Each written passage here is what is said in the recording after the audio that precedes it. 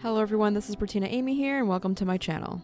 If you're new here, please like, comment, share, and subscribe for more videos. And otherwise, welcome back to my channel. I hope you find these videos useful.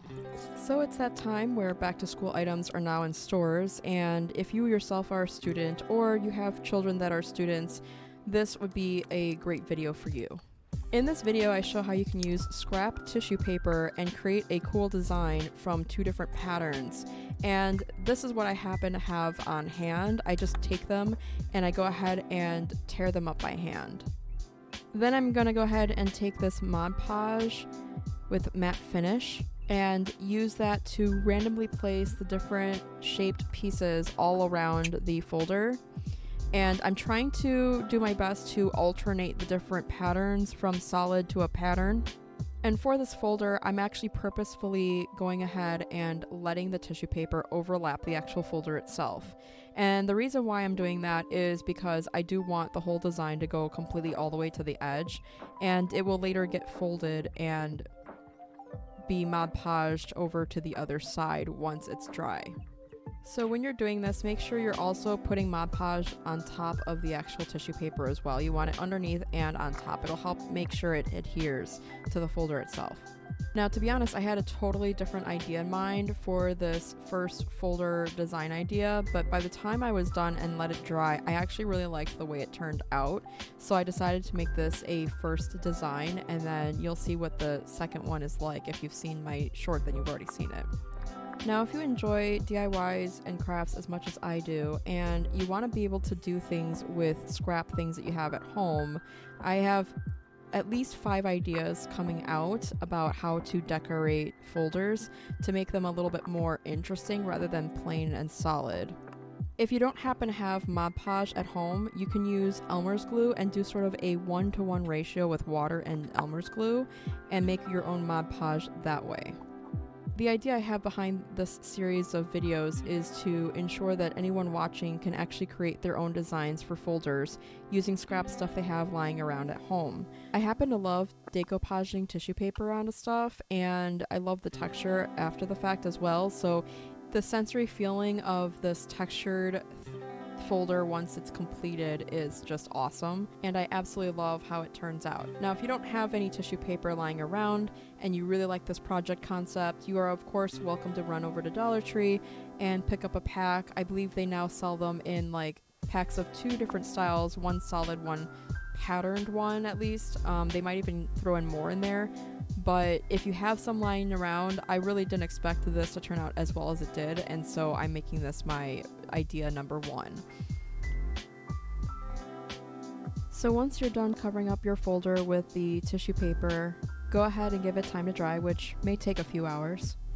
Then you're going to go ahead and open up the folder, and you're going to see the excess tissue paper along the edges, and you're going to go ahead and repeat the process for getting it attached to the inside edges of the folder as well.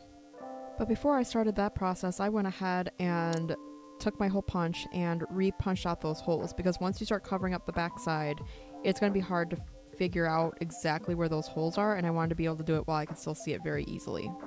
For this project, I wouldn't recommend looking at this project to make it look perfect as though you had bought it from the store. I don't mind the overlap over into the white areas of the actual folder itself. If you're not a fan of the way these edges may look as very uneven, then you're of course welcome to cut them off, and you can do that with an X-Acto knife, which would be a little bit better than using just a pair of scissors, because a pair of scissors may end up being a little bit more difficult to try to get it as close to the folder as possible. You can also use a roller cutter, which I later used for a future project, and that'll make it very close to the edge that you're looking for anyways. So if you want it to look more perfect and you don't mind the color that the original folder was in, or you can paint over it if you wanted to, that is totally up to you. You can totally make this your own. So then I go ahead and let that dry off camera, and then I repeat the process for the back side too. Also, if you're not a fan of being able to see the original folder being black from underneath the tissue paper, then you're of course welcome to use a bit of white paint underneath first, and then decoupage the tissue paper on top. I originally chose to do it this way because I was planning on painting on top anyways, and the underneath part wouldn't even matter. So I actually thought that this was kind of a happy accident, but of course feel free to do what you feel you would prefer best. Also, a quick tip, if you're going to go ahead and do this project, I do recommend that you encourage the folds, if you will, or the creases, because they actually add to the texture of your folder in the end, which adds to the sensory feeling of just feeling kind of like, in a way I think, kind of like leather, but I don't know, you be the judge if you try this project. Also keep in mind that a project once wet will look different once dry, so make sure you give it the full chance to dry before you decide if you want to keep it the way it looks or if you want to add to it instead. If you're still with me this far into the video, I would love to know in the comments below if this is a project you think you'll do either for yourself or maybe if you have kids, maybe one of your kids, and I would love to know how it turns out. So here's where I use my roller cutter, and mine is actually from the Dollar Tree, believe it or not. And I show you how I made the choice to cut off some edges but actually keep the others. Once the whole back and front were completely dry, I decided to look at what was going to be left over to the front side from the back side, because I still have to attach that or decide to get rid of it. So what I did was I placed them on top before gluing them or attaching them with Mod Podge, and see if I liked the way it looked with or without that. And once I made the decision, I kept some and cut off some. Now, frankly, depending on how you intend to use your folder, if you're going to put your folder into a binder, then it's a good idea to always re-hole punch in the original holes each time they're getting covered up and they're dried up. But if you're not planning on ever putting them into a binder, then you can actually skip that process and just let it stay covered up. There's no right or wrong answer other than if it kind of gets in your way, if that makes sense. So if you're not planning on using it for a binder, then go ahead and leave it covered up if you like the way that looks. Now, since I was actually adding Mod Podge for the inside and the outside, I decided to have it standing to let it dry. And now we're getting to the part to where I'm showing you how you can make this a reusable folder. So what I did is I took some index cards, and you can get these from Amazon or Dollar Tree or wherever you're shopping, and I decided to use that to create a template. And I knew I wanted to write some words on there in case it was for a class or something like that.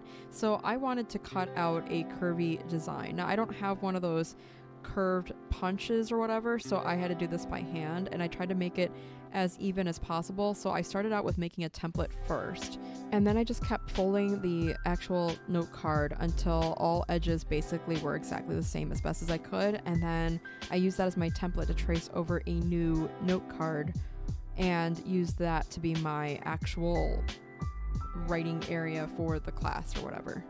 So here you're seeing me going ahead and tracing the template onto the inside left part of the folder, and I'm going to take my craft knife, or you could use an X-Acto knife, to cut it out. But I'm not going to go ahead and toss it, because what I'm going to do is I'm going to create this as a clear window using clear plastic. Now you can use clear plastic that you're recycling and attach it that way, and I'm actually going to use double-sided tape for this project. So here I'm taking my template and I'm taking the clear plastic, and I'm just going ahead and cutting the plastic to be a little bit larger than the actual template itself. And I'm going to take that and put that to be the actual window, and I'm just going to go ahead and attach that window using double-sided tape and regular tape. Then I take the cutout and I take a fresh new index card and I place it as close to the center as much as possible, with glue of course. And I also take another index card and the plastic and recreate a basically like a clear window but with the size of the index card. And I use that to attach to the index card with a design on top, but I only put the tape surrounding the white areas. And then I attach that only on 3 sides to make a sort of pocket where you put an index card at the top. The reason I add this extra clear plastic over top the design is because I don't want any index cards to get caught at the top of where the design is attached to the actual index card. So this just makes a smooth surface to where the index card that you're using for your words to be able to slide right in without any issues of getting caught onto something. The other option is to skip this part altogether and toss the inner piece that you just cut out, but I don't want to waste anything, so that's why I'm doing that. Plus I prefer the pocket anyways. Now your folder is actually done, and this is the actual best part. You can decide to just handwrite this or use a marker and write it, but I decided to use my stamps because I wanted to use it for this project. You can use whatever you wish. You could even use stickers if you wanted to, but I really like the way that stamps look. If you enjoyed this video, please like, share, comment, and subscribe for more, and we'll see you in the next one. Thanks for watching. Bye.